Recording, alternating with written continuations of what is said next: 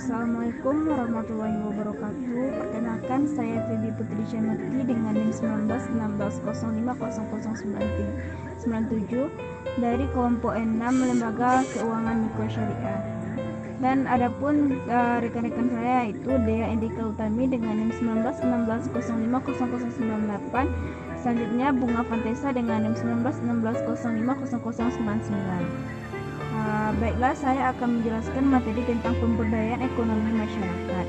Pengertian pemberdayaan ekonomi. Istilah pemberdayaan diartikan sebagai upaya mengaktualisasikan potensi yang sudah dimiliki masyarakat agar menjadi sebuah sistem yang bisa mengorganisasi diri mereka sendiri secara mandiri. Individu bukan sebagai objek, mereka sebagai pelaku yang mampu mengarahkan diri mereka sendiri ke arah yang lebih baik. Menurut Ginanjar Kartasasmita 1946-249, pemberdayaan ekonomi rakyat adalah upaya yang merupakan penggerahan sumber daya untuk mengembangkan potensi ekonomi rakyat untuk meningkatkan produktivitas rakyat sehingga baik sumber daya manusia maupun sumber daya alam di sekitar keberadaan rakyat dapat ditingkatkan produktivitasnya.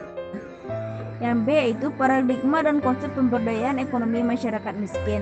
Masyarakat yang tergolong miskin menurut standar acuan di Indonesia adalah berdasarkan kriteria Biro Pusat Statistik, yaitu masyarakat yang tidak mampu untuk memenuhi standar tertentu dari kehidupan dasar baik makanan ataupun minuman. Standar ini disebut garis kemiskinan, yaitu sejumlah rupiah yang diperlukan oleh setiap individu untuk dapat membayar kebutuhan makanan setara 2-100 kalori per kapita per hari.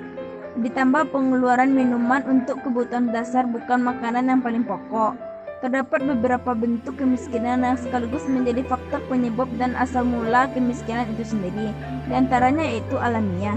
Kemiskinan alamiah ini adalah kondisi miskin karena tidak dapat memiliki sumber daya alam dan manusia yang memadai, maupun disebabkan oleh faktor alami seperti cacat, sakit, usia lanjut, dan karena bencana alam. Yang kedua yaitu kemiskinan struktural. Kemiskinan struktural ini adalah kemiskinan yang terjadi karena faktor buatan manusia, seperti kebijakan ekonomi yang tidak adil, distribusi aset produksi yang tidak merata, korupsi dan kolusi, serta tatanan ekonomi yang cenderung menguntungkan kelompok tertentu. Ketiga yaitu kemiskinan kultural. Kemiskinan kultural ini adalah kemiskinan yang mengacu kepada sikap dan gaya hidup yang malas, boros, tidak disiplin, dan lain sebagainya. Kemiskinan kultural cenderung untuk tumbuh dari berkembang di dalam masyarakat yang memiliki seperangkat kondisi sebagai berikut. Yang pertama, sistem ekonomi dan produksi yang berorientasi pada keuntungan. Yang kedua, tingginya tingkat pengangguran bagi tenaga tidak terampil. Yang ketiga, rendahnya upah buruh. Yang keempat, tidak berhasilnya kelompok golongan berpenghasilan rendah untuk meningkatkan organisasi sosial, ekonomi, dan politiknya. Yang kelima, sistem keluarga bilateral lebih menonjol daripada sistem unilateral. Yang keenam, kuatnya nilai-nilai pada kelompok kelas yang berkuasa yang menekankan pada penumpukan harta kekayaan dan adanya anggapan bahwa rendahnya status ekonomi sebagai hasil dari ketidaksanggupan pribadi atau pada dasarnya sudah rendah kedudukannya. Strategi pendekatan dan ciri pemberdayaan ekonomi masyarakat. Menurut Soeharto, dalam kurung 2005, pemberdayaan ekonomi masyarakat dapat dicapai melalui penerapan pendekatan pemberdayaan. Yang pertama yaitu pemberdayaan harus mampu membebaskan masyarakat dari sekat-sekat kultural dan struktural yang menghambat. Yang kedua yaitu penguatan memperkuat pengetahuan dan kemampuan yang dimiliki masyarakat dalam memecahkan masalah dan memenuhi kebutuhan-kebutuhannya. Pemberdayaan harus mampu menumbuh kembangkan segenap kemampuan dan kepercayaan diri masyarakat yang menunjang kemandirian mereka. Yang ketiga yaitu perlindungan. Melindungi masyarakat terutama kelompok-kelompok lemah agar tidak tertindas oleh kelompok kuat. Menghindari terjadinya persaingan yang tidak seimbang dalam kurung apalagi tidak sehat antara yang kuat dan yang lemah, dan mencegah terjadinya eksploitasi kelompok kuat terhadap kelompok lemah. Pemberdayaan harus diarahkan pada penghapusan segala jenis diskriminasi dan dominasi yang tidak menguntungkan masyarakat kecil. Poin yang keempat yaitu penyokongan. Memberikan bimbingan dan dukungan agar masyarakat mampu menjalankan peranan dan tugas-tugas kehidupannya. Pemberdayaan harus mampu menyokong masyarakat agar tidak terjatuh ke dalam keadaan posisi yang semakin lemah. Pemeliharaan memelihara kondisi yang kondisif agar tetap terjaga keseimbangannya. Distribusi kekuasaan antara berbagai kelompok dalam masyarakat. Pemberdayaan harus mampu menjamin keseluruhan dan keseimbangan yang memungkinkan setiap orang memperoleh kesempatan berusaha. Ciri-ciri pemberdayaan ekonomi masyarakat. Berikut ini terdapat beberapa ciri-ciri pemberdayaan ekonomi masyarakat terdiri atas yang pertama itu community leader, yaitu petugas kesehatan melakukan pendekatan kepada tokoh masyarakat atau pimpinan terlebih dahulu, misalnya camat, lurah, kepala adat, ustadz, dan sebagainya. Yang ke B yaitu community organization, yaitu organisasi seperti PKK, Karang Taruna, Majelis Taklim, dan lainnya, merupakan potensi yang dapat dijadikan mitra kerja dalam supaya memperdayaan masyarakat. Poin C yaitu community fund, dana sehat atau jaminan pemeliharaan kesehatan masyarakat, dalam kurung JPKM, yang dikembangkan dengan prinsip gotong royong sebagai salah satu prinsip pemberdayaan masyarakat.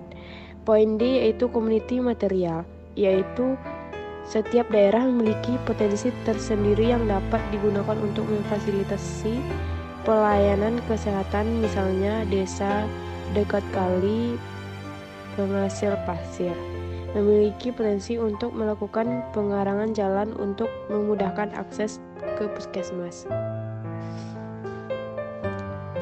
Poin E community knowledge, yaitu memperdayakan ketujuan meningkatkan pengetahuan masyarakat dengan berbagai penyuluhan kesehatan yang menggunakan pendapat community-based healthy education.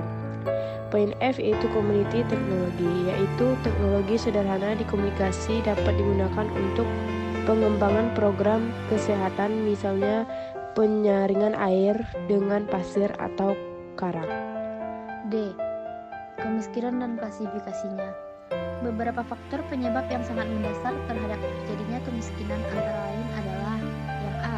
Terutama tanah dan modal. Yang B. Ketersediaan bahan kebutuhan dasar dan prasarana. Yang C. Kebijakan pembangunan yang bias perkotaan dan bias sektor. Yang D. Adanya perbedaan kesempatan di antara anggota masyarakat dan sistem yang kurang mendukung. Yang E. Adanya perbedaan sumber daya manusia dan perbedaan antar sektor ekonomi, itu ekonomi tradisional versus ekonomi modern. Yang F. Rendahnya produktivitas dan tingkat pembentukan modal dalam masyarakat. Yang G. Budaya hidup yang dikaitkan dengan kemampuan seseorang mengelola sumber daya alam dan lingkungannya. Yang H. Tidak adanya tata pemerintahan yang bersih dan baik atau good governance. Yang I. Pengelolaan sumber daya alam yang berlebihan dan tidak berwawasan lingkungan. Yang J. Keterbatasan pendapatan, modal, dan sarana untuk memenuhi kebutuhan dasar. Yang K. Tidak adanya suara yang mewakili dan terpuruk dalam ketidakberdayaan di dalam institusi, negara, dan masyarakat. Poin E. Pemberdayaan ekonomi perempuan. Mengerucut pada kondisi di Indonesia, temuan pemberdayaan perempuan kepala keluarga atau PKKA menunjukkan hanya 5% perempuan kepala keluarga yang bekerja di sektor formal, sementara 95% lainnya bekerja di sektor informal. Dari jumlah 95% ini, hanya 7% perempuan kepala keluarga yang dapat mengakses peningkatan kapasitas di tingkat lokal.